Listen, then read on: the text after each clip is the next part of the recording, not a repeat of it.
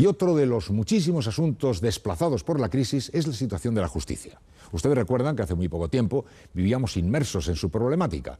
Una huelga de jueces sin precedentes, el anuncio de otra para antes del verano, el Estatut de Cataluña pendiente del Constitucional. Bueno, ahora apenas asoman los casos agudos, Gürtel, Guantánamo, mientras se trabaja en un cambio trascendente, la ley de enjuiciamiento criminal, que es de 1882. Y todo esto con un ministro que salió con estrépito, Bermejo, y otro que le sucedió casi de puntillas, Francisco Camaño. Bien, pues este mediodía hemos estado con él, con el ministro Francisco Camaño, y ha repasado para Noticias 4 algunos de estos importantes asuntos de la justicia. Señor ministro, ¿cómo están yendo las cosas?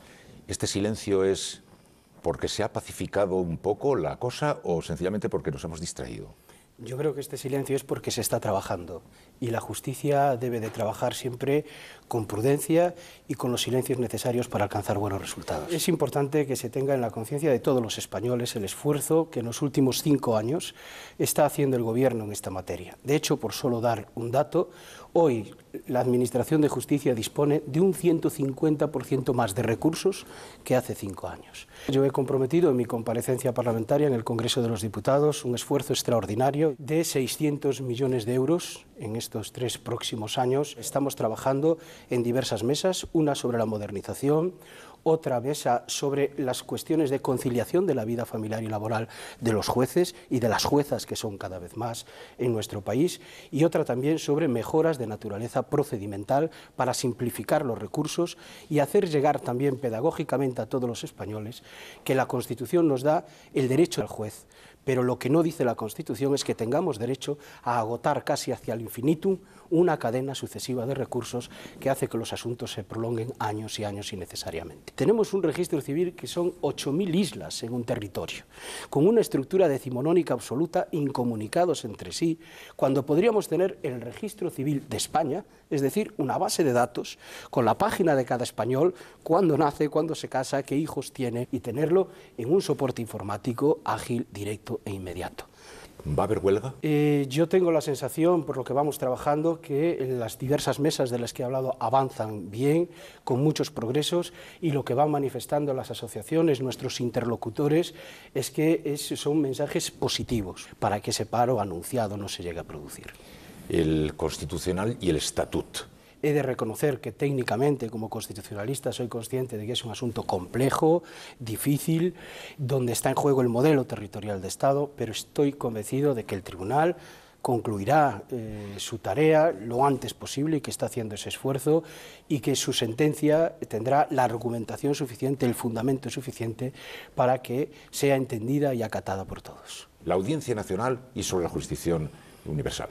Es bueno que países como España, como Alemania, como Suecia, que tienen sistemas de jurisdicción universal, mantengan la posibilidad de que puedan acudir allí y reciban al menos en algún lugar del mundo justicia.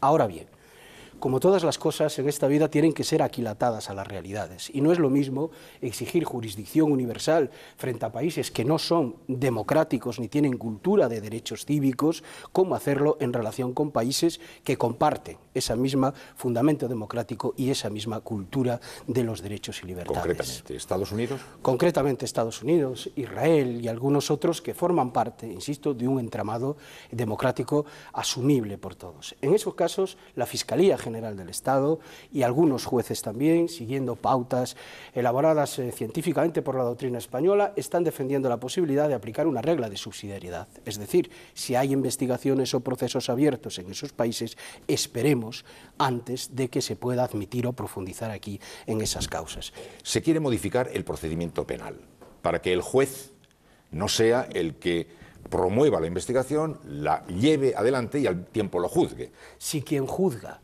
a la vez investiga, deja de ser imparcial para convertirse en parcial. Y este problema, a pesar de que lo hemos intentado aquilatar con sucesivas reformas de la Ley de Enjuiciamiento Criminal, sigue subsistiendo. Quien investiga el delito debe de estar a esa tarea, ese es su cometido, y debe de llevar sus pruebas ante el juez.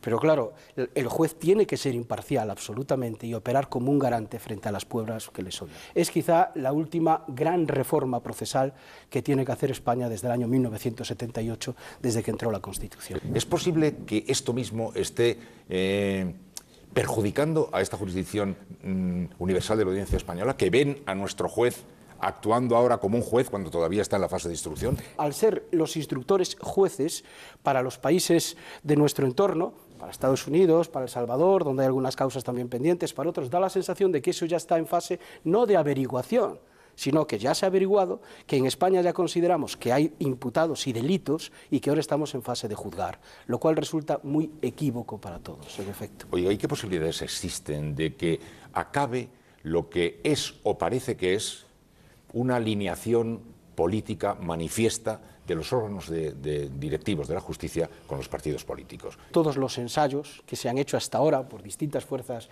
y distintos gobiernos de la democracia han tenido siempre sus puntos oscuros y sus problemas, y que probablemente, a pesar de la última reforma, algunos de ellos persisten. Pero me parece importante también decir que los jueces no se mueven en una esfera distinta de la humana, es decir, que no existe una justicia al margen enteramente de la política. Es legítimo que sospechemos, o deberíamos no hacerlo, que los tribunales superiores de justicia de Valencia o de Madrid son demasiado próximos a quienes podrían estar implicados. Yo creo que una afirmación tan grave como esa, es decir, sospechar de un profesional que tiene un estatus de independencia, es algo muy serio. Pero también es cierto que desde la justicia debe de extremarse al máximo sus conductas. Quien es juez no es solo una persona llamada a resolver asuntos y hacer un trabajo cualquiera, un trabajo como el de todos los demás, sino que asume una altísima responsabilidad como poder del Estado y debe ser plenamente consciente de ello. Ministro, muchísimas gracias y mucha suerte. Muchas gracias, muy amable.